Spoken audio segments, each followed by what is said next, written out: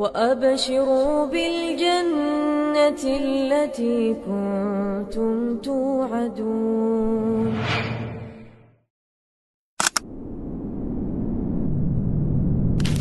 Kita harus mendahulukan ilmu yang paling kita butuhkan.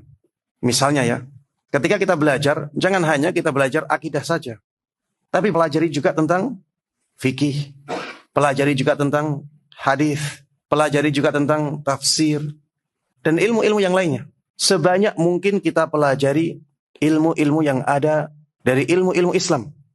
Tapi jangan sampai kita mempelajari ilmu tanpa urutan. Urutannya ini adalah sesuai dengan kebutuhan kita.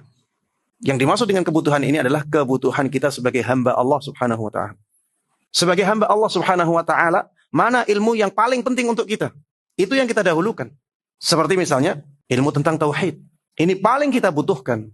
Yang paling kita butuhkan dari ilmu yang ada dalam syariat Islam itu adalah ilmu akidah, ilmu tauhid. Karena ini menjadi pondasi agama kita. Kemudian setelah itu misalnya ilmu yang berkaitan dengan sholat kita.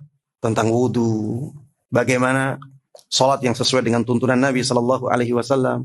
Setelah sholat, wiridnya apa? Setiap hari misalnya ada tuntunan zikir pagi dan petang. Itu kita pelajari. Di dalam sholat ada Al-Fatihah.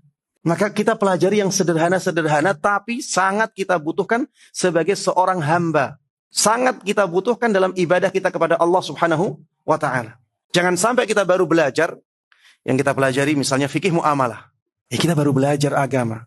Yang paling kita butuhkan bukan itu dulu.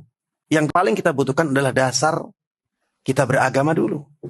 Baru belajar langsung yang dipelajari misalnya faraid. Ini tidak runut.